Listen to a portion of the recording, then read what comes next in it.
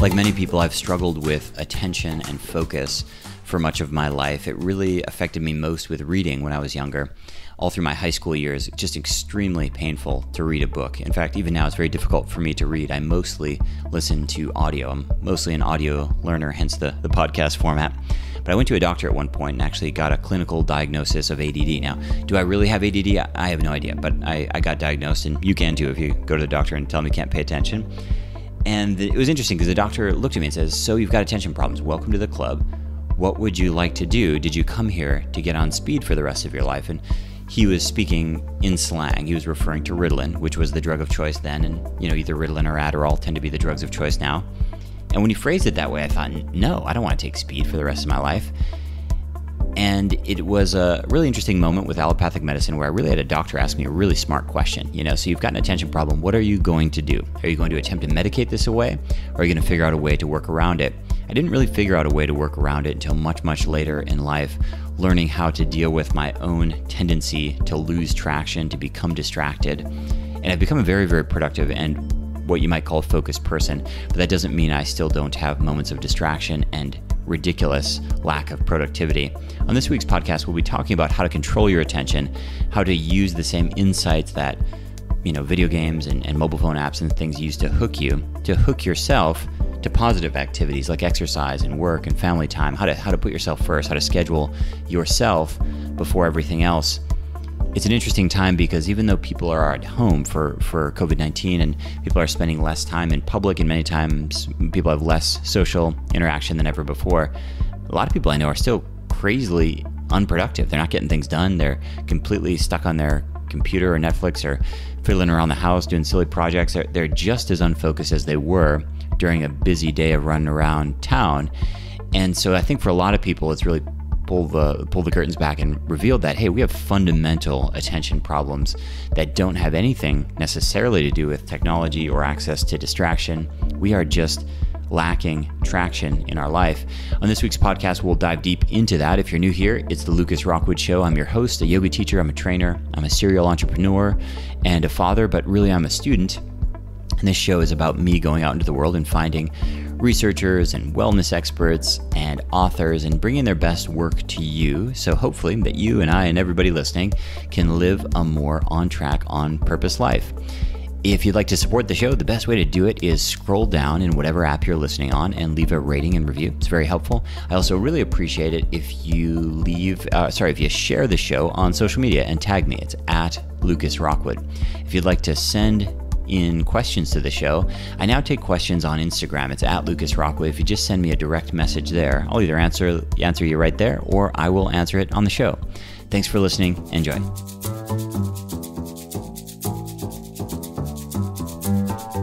So hello and welcome everyone. Today's show is called How to Control Your Attention, and I am joined here with Nir Eyal. Nir is a writer, he's an author, wrote a couple of books. The first one called Hooked, How to Build Habit-Forming Products, and the second one, Indistractable, kind of the opposite, How to Control Your Attention and Choose Your Life, which we'll be chatting about today. Previously, Nir taught as a lecturer in marketing at Stanford Graduate School of Business. You can find his books on Amazon, also at his website, which is nirandfar.com, and it's N-I-R, his first name, and A-N-D, far like far away, nirandfar.com. Nir, welcome to the show.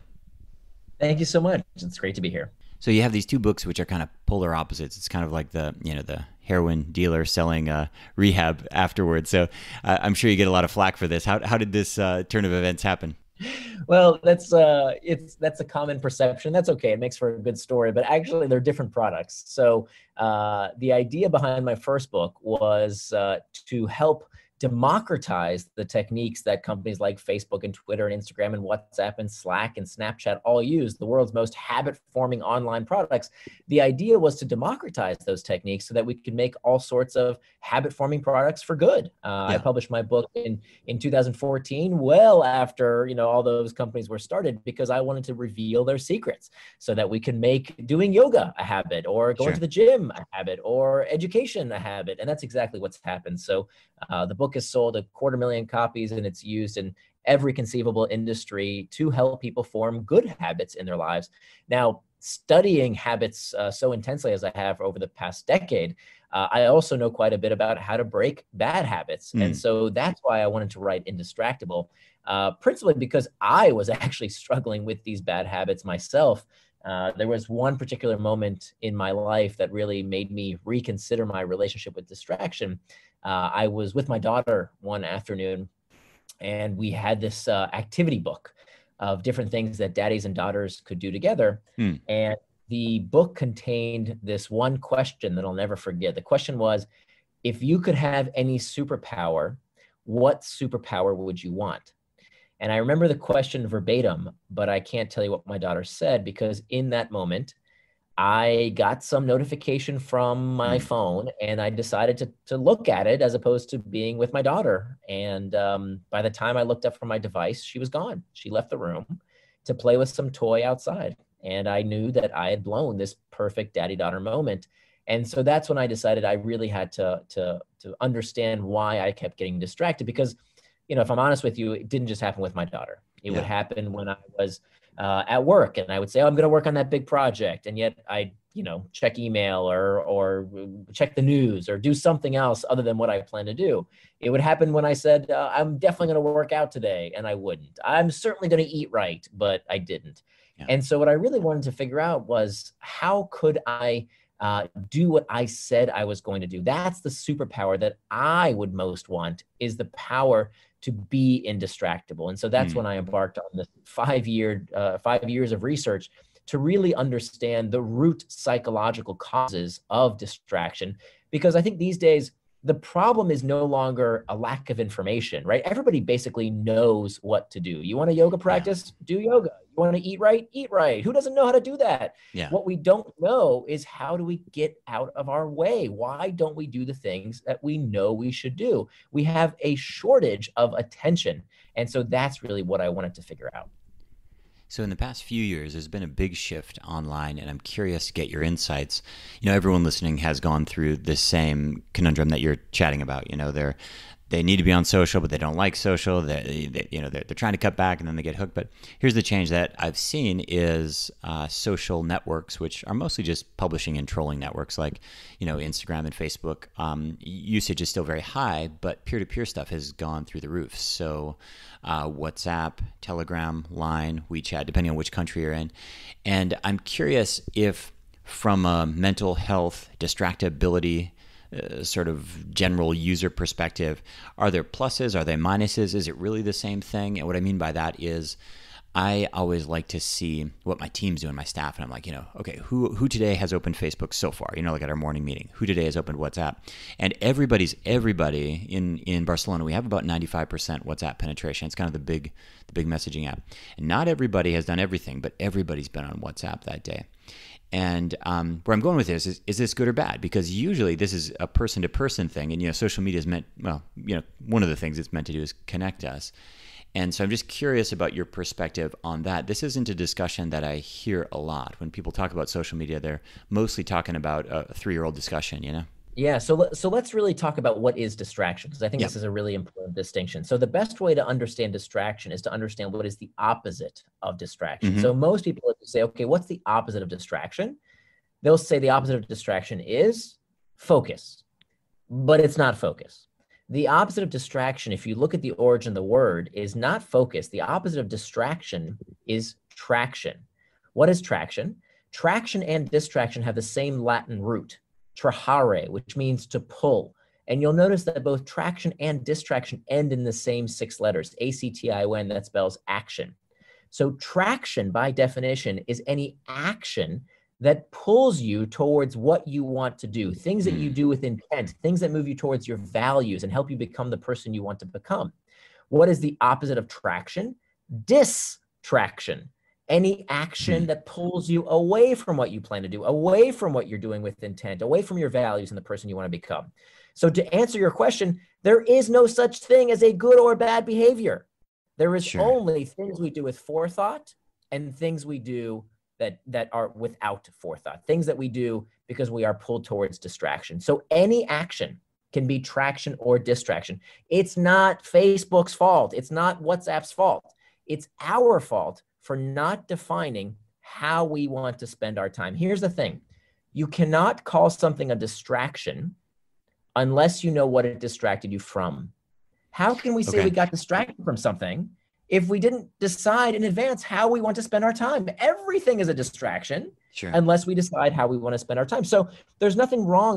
There should be no moral hierarchy. And I think this is what trips people up, because we like to have this moral inferiority or superiority that says a football game is okay, but a video game, oh, that's not okay. That's frivolous. Yeah. No, anything you plan to do with your time is perfectly fine as long as you do it with intent, according to your schedule, not someone else's. Yeah, I love that you mentioned the hierarchy thing, because I hear people say this all the time. We turn off our phones and we play board games. I'm like, God, no, let me never play a board game in my life. As much as I hate video games, I would rather play a video game any day than play a board game.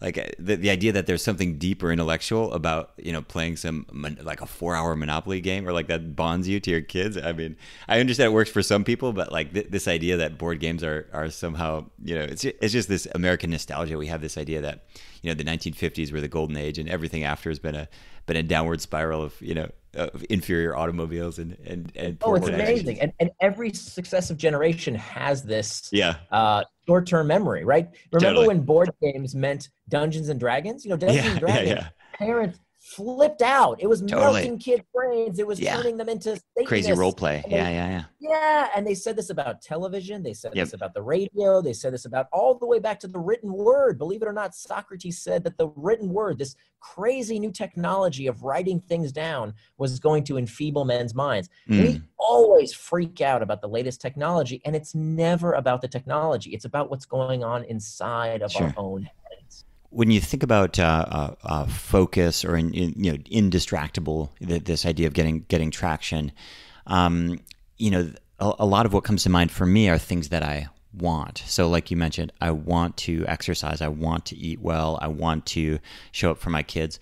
But how do those correlate with our needs? Because I feel like sometimes those are in conflict. So right now, for example, most of us are in some variation of lockdown isolation.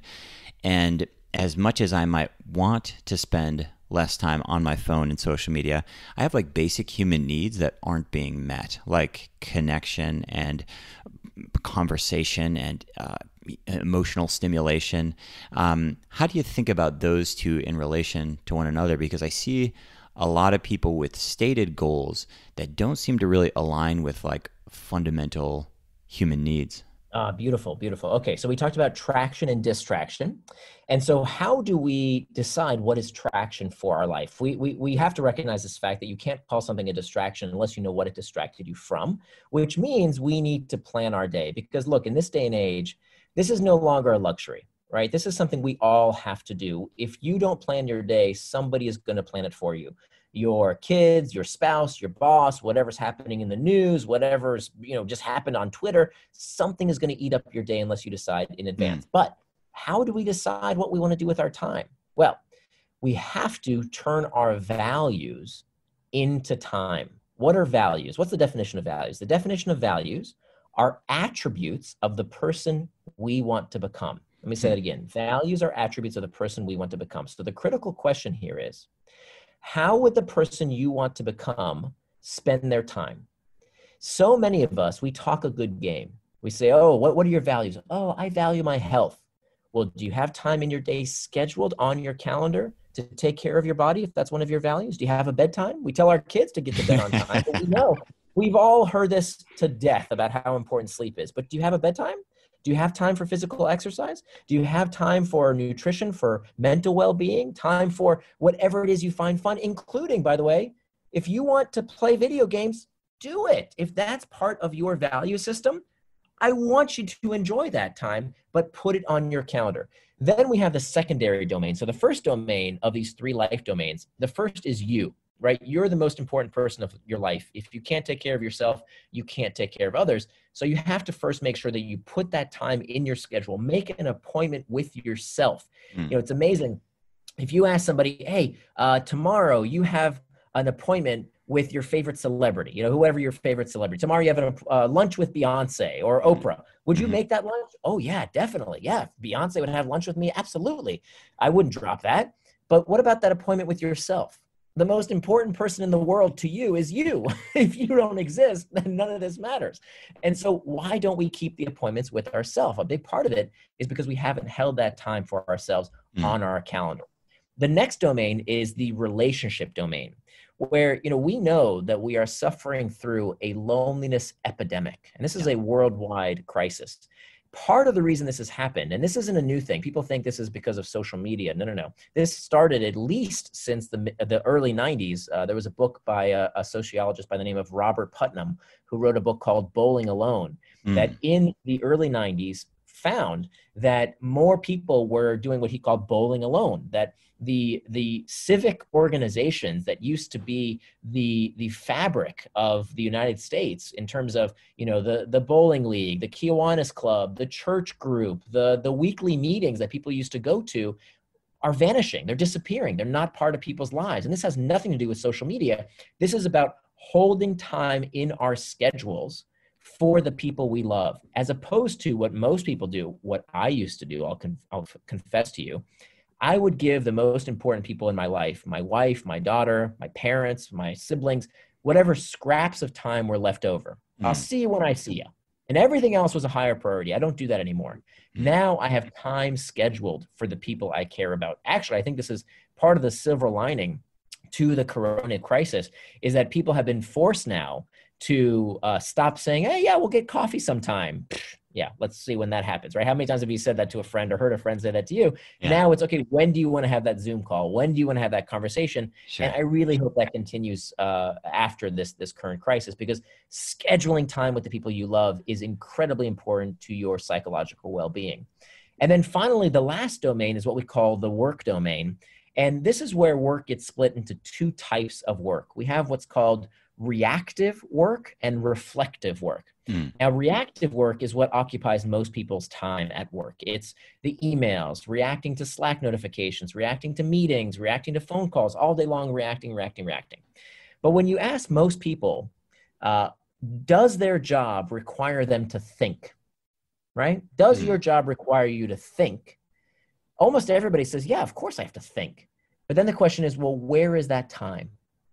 Because if you don't schedule that time and protect that time, you are not thinking. You're reacting. Thinking happens only when we reflect. And if you want a competitive advantage over everyone else in your industry, it doesn't matter what industry you're in, make time to think. Protect that time.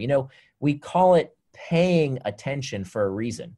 You pay attention just like you would pay with dollars and cents. And you wouldn't just give anybody who asks for money whatever cash you have. You're judicious about how you pay money.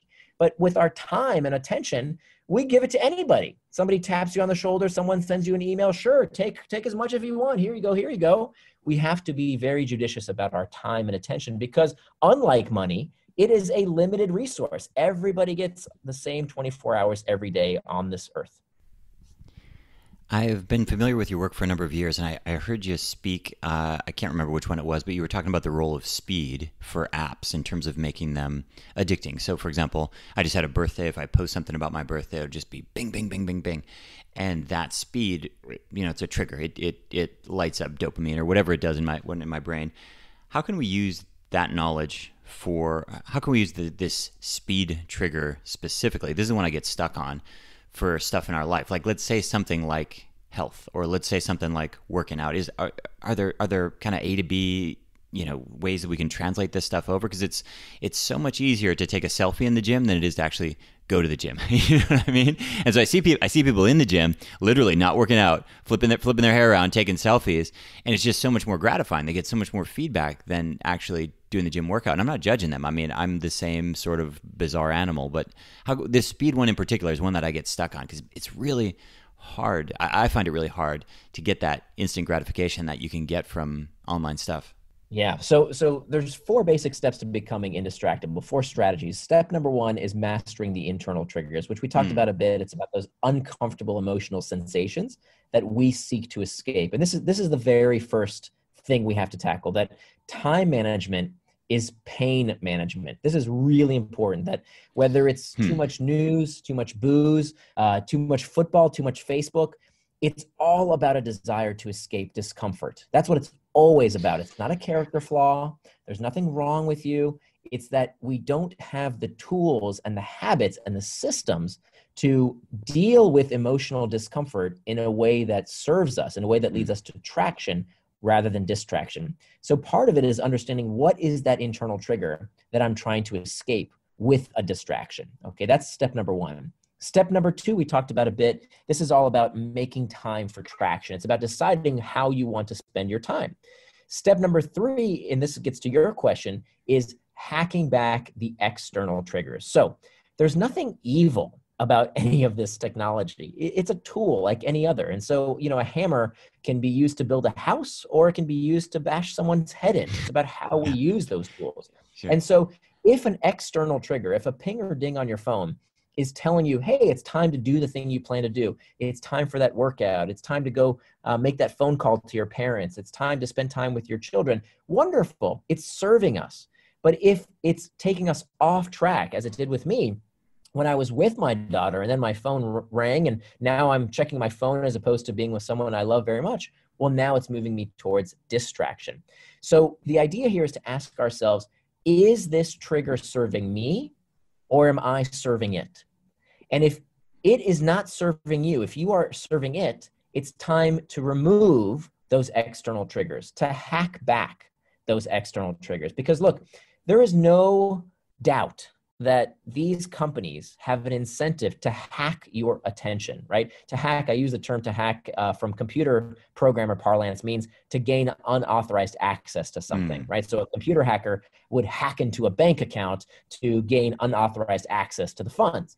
Well, no doubt about it, these media companies, whether it's the BBC or the New York Times or CNN or Facebook or Instagram or Twitter, they all are trying to hack your attention. Does anybody not know that? We all know that. This is old news. Let's stop complaining and griping about it and do something about it. Because guess what? We are way more powerful than they are. If you turn off your notification settings, Mark Zuckerberg can't reach into your phone and turn them back on, people. This takes seconds to do. So what we need to do is to ask ourselves, not just with our devices, that's kindergarten stuff. Even though 2/3 of Americans don't take the 5 minutes to turn off their notification settings. Can you believe that? 2/3 of people just complain about it and don't actually turn off the notification settings. We can go even deeper than that, right? We can turn off all the external triggers that don't serve us, whether it's, the emails, the meetings. Oh my God, how much time do meetings take up and distract us during our work life? Whether it's hacking back external triggers that come from other people. Many of us work from home and have kids like I do. What do we do about that? That's an external trigger as well. So what I show you how to do is to systematically go one by one through all of these external triggers and learn how to hack back those external triggers so that they serve you as opposed to you serving them. Sometimes I try to just break from technology, and I've actually recently found kind of the fusion really helps. And so I do a lot of yoga training, and so we'll have big classes. Like this week I have like 1,500 people in a group. And in order to get that speed, that instant gratification, when somebody finishes today we're doing like deep stride, we're doing spinal stabilization stuff, and their goal is to put in our group the word done. And so literally these dones just roll in. It's like brrr, done, done, done, done, done. And it's the simplest thing in the world. And I was like, people are never going to do this. And people always do this. And in fact, 2 days later, they'll go, so sorry, I forgot to put done. And these kinds of things, I realize like, okay, it's not one or the other. It's just, like you said, there's nothing good or bad. It's just like, how can we flip this so the instant gratification is getting us what we want, not dragging us down a wormhole where we're reading about conspiracy theories or whatever craziness pops up on our feed. I want to talk to you a little bit about phone hygiene. So I have become I have a really addictive personality. For whatever reason, I've never been super enthralled by social media. I think it's because I'm just not that social of a person. But I flip off all my notifications, and I've become totally useless to the point where I'm kind of just unreachable instantly. It just doesn't really work for me because all of my channels are overwhelmed. So my Slack probably has 40 messages right now. My WhatsApp and Telegram are overwhelmed. And I don't mean overwhelmed in a way that I have stress and anxiety, but overwhelmed to the point where it's sort of like the mailbox, the physical mailbox. I don't even check it. Like my kids will be like, Dad, why don't you check the mail? I was like, don't care, throw it all away. It's just become noise. But I turn off everything, but I also pay attention to my staff and also my students, and I look over shoulders. And like you said, I just see this crazy crazy show of notifications coming in. I mean, hearts on Instagram are giving notifications. I mean, every app you could imagine. My phone doesn't even ring. My phone, I mean, when it rings, I get startled. You know, I don't use the phone that way.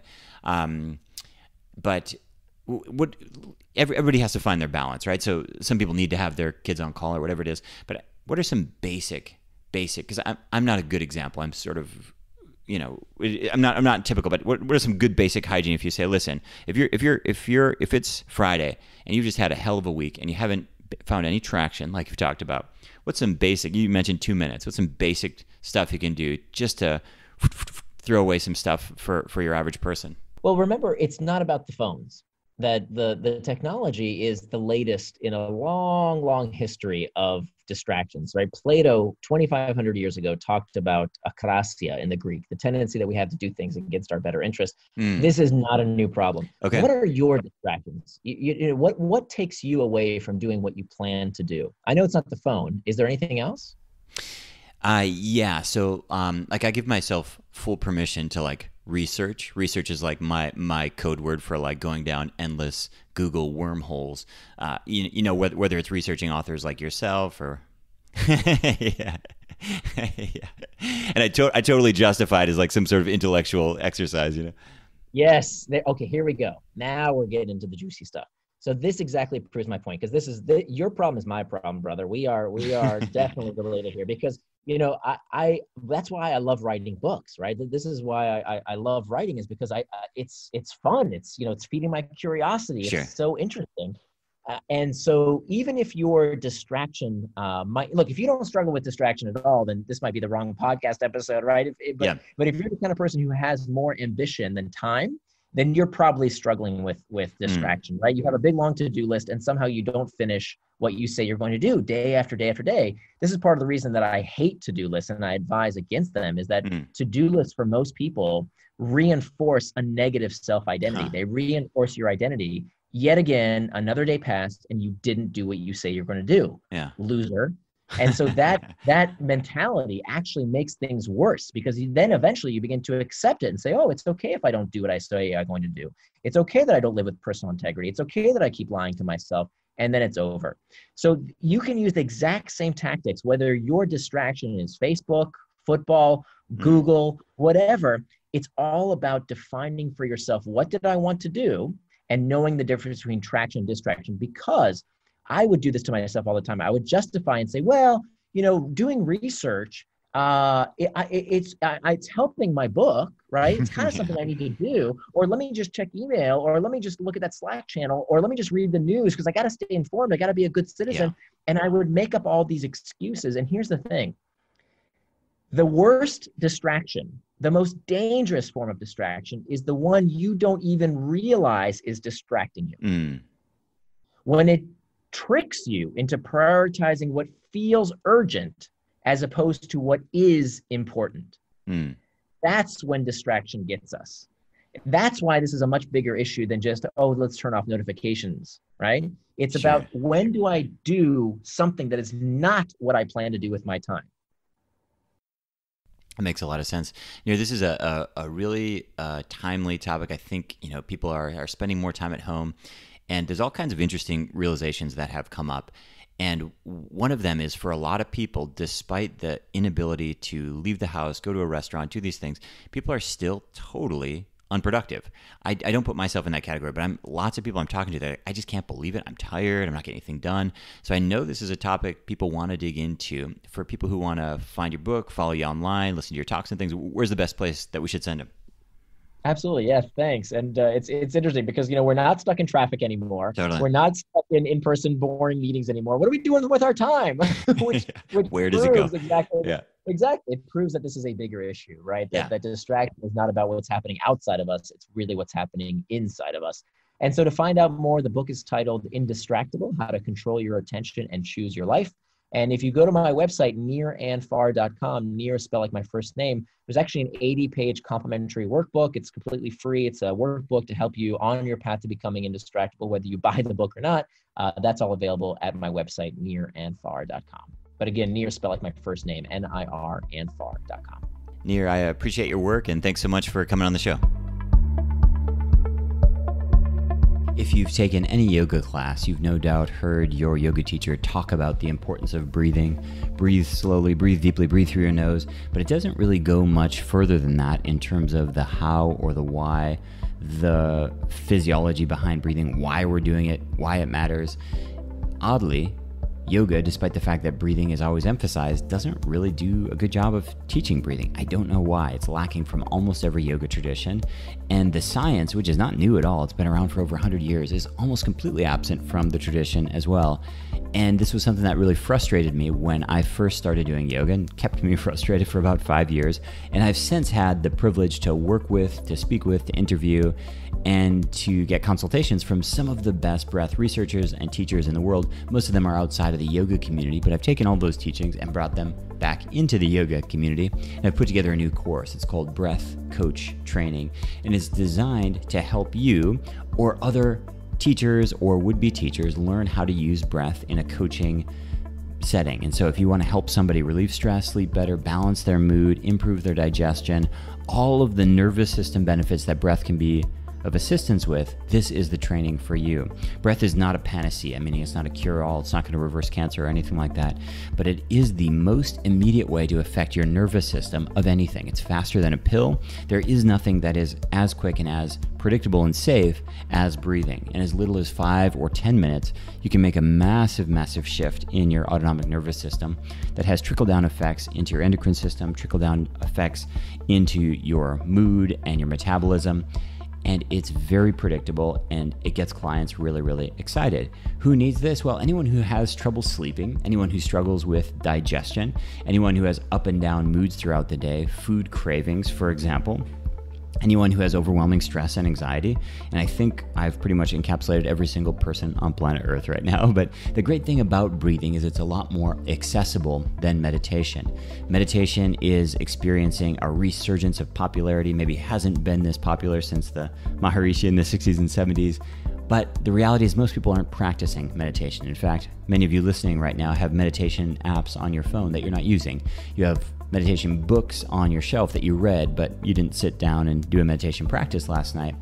And a big part of that is that meditation can go sideways, and people don't talk about this, but rumination is a huge problem with meditation. This is where you sit down with all the best intentions, and for 20 minutes, all you think about is that person at work who is causing you stress and anxiety and treating you horribly. All you think about is that relative or that in-law who is abusive and walking all over you, and your mind spins and spins and spins, and 20 minutes later, you don't actually feel better.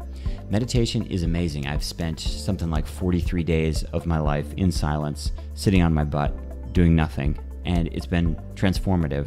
But it can go wrong, and on a daily basis, out of the context of a monastery, out of the context of a temple, out of the context of a controlled environment, it does go wrong very, very often. It's not dangerous, but it's not that productive. You can sometimes finish a meditation session feeling more rotten than when you went in, and this happens a lot.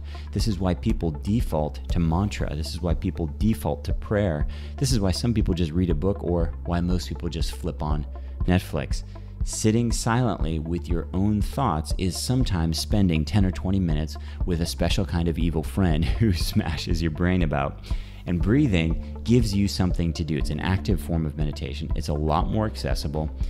Most importantly, the results are very, very predictable. I don't in any way want to discourage you from meditation, but nobody's having these open discussions about the way meditation, the real challenges of meditation, which is it doesn't always work, and the barrier to entry is huge.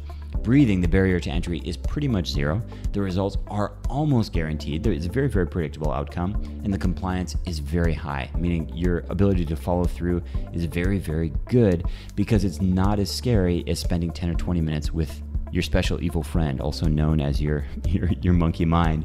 When you're spending time with your breath, you're literally spending 10 minutes with your own lungs, which is a lot less intimidating, and the outcome is a lot more predictable. To learn more about the course, check out breathcoachtraining.com. If you'd like to check out my TED Talk, it's called Change Your Breath, Change Your Life, and you'll get an idea about what I'm talking about. Hope you can join us. We'll talk to you soon. We have a listener question from Kara with a K on Instagram. Kara says, Lucas, I've had an L4, L5, S1 spinal fusion. What kind of yoga is best for me? The first caveat that I'll say here is that I'm in no position to really give you a protocol for rehabilitating a major surgery like that, a spinal fusion. The second thing that I'll really say is nobody's actually qualified to give you advice. Not some guy, some yoga teacher on a podcast, not some medical doctor. You really have to figure out yourself, because nobody can really feel what you're feeling. In some cases, these spinal fusions are totally necessary, but the challenge is now you've lost that mobility in that really crucial hinge area of your lower back, L4, L5, S1. So where will that mobility go? Well, it'll be driven upstream, it'll be driven downstream, and so the biggest risk, of course, with a surgery like this is that your back pain problem could go from L4, L5, S1 up to L3, L2, or down into your SI joint or somewhere else. And so my biggest suggestion is, number one, listen to pain and discomfort, because those will give you the best signals in terms of what's going on. Start off slow with something gentle and try to figure out what class works for you. My knee-jerk reaction would be to say that probably avoiding maximum flexion, extension, and axial rotation poses, at least initially, would probably be a safe bet. We often teach something we call the 80% rule, which could actually be applied to just about everything in life. But if you're feeling unsure, like you are now, Kara, do 80% of your maximum, get some feedback from your body in the form of, hey, Kara, it's the next day. Do I feel better or do I feel worse? And make some judgment calls and go from there. It's really challenging, I know, because I've had a bunch of injuries. You're looking for answers and you're looking for a do this, not that, a red light, green light. Unfortunately, you have to really put on your investigator's cap and try to figure it out yourself, because no matter how many scans, how many experts you see, nobody can feel what's going on internally. Hope that's helpful. This week's listener tip is from Jimmy on Instagram. Jimmy says, Lucas, what's your take on salt? I've heard you mention this many years ago, but not in a long time. Does your advice still hold true? Jimmy, I don't have any hard and fast advice on salt. The one thing that I will tell you anecdotally from working as a nutritional coach with both group and private coaching clients for many, many years, is that the people who tend to have problems with excess sodium intake, they're almost always eating lots of processed foods. So cookies and crackers and biscuits and chips and these sorts of things. For people who are eating whole foods, I can't even think of one case where people overeat salt. If you're eating packaged foods, they're so salty that it's really easy to overeat. But for people eating whole foods, I don't even talk about salt at all. People tend to self-throttle, self-control in a really effective way. How much do you need? It really depends on the person. I'm really salt sensitive, so I'll have maybe 2 grams a day. But I know people who take up to 6 grams a day and they feel great. Can salt contribute to hypertension and other problems? For sure. But again, almost exclusively, that has to do with a lot of processed food. So if your salt comes in the form of a shaker that's sitting on your dining room table, and that's the only place you're getting salt, it's very unlikely that you will overeat it. If you're eating canned soups, if you're eating beef jerky, if you're eating cookies, crackers, biscuits, this kind of thing, very likely you could overeat it. Otherwise, I wouldn't give it much of a thought. I do always recommend people to salt food after cooking. It's from a flavor perspective, food tastes a lot more interesting when there's actually a sharp distinction between bland and salty, rather than everything all squished together. And you accidentally eat less salt, although that's not always the goal. I'm a person, for example, who tends to undereat sodium, and sometimes I'll even feel a little funny and realize I haven't eaten any salt in days. Sometimes I eat just whole foods and I literally don't salt anything, and it can throw off your electrolyte balance. But my takeaway thought here is, as long as, Jimmy, you're avoiding processed foods, as long as you're not eating canned soups and processed packaged meats and things that tend to be heavily salted, I would put a little grinder of sea salt on your dining room table and see how you go. And I think most people come in around 2 to 3 grams, and on the high end, maybe even up to 5-6 grams. And assuming you don't have a hypertension problem, nothing to worry about at all. Hope that's helpful. Thanks for listening to The Lucas Rockwood Show. If you enjoy the podcast, I have 2 asks of you. Number 1, share the show on social media with your friends and tag me. My handle is @LucasRockwood. Number 2 is please leave a rating and review in whatever app you're listening on. And last but not least, before you go, if you'd like to be on my mailing list, every week I send out information about the podcast, behind the scenes stuff, announcements of online classes and special events. I email about once a week. You can do that at yogabody.com/sign me up. And right now we have a free breathing worksheet on that page as well. It's yogabody.com/sign me up. Thanks so much for listening, and we'll see you next week.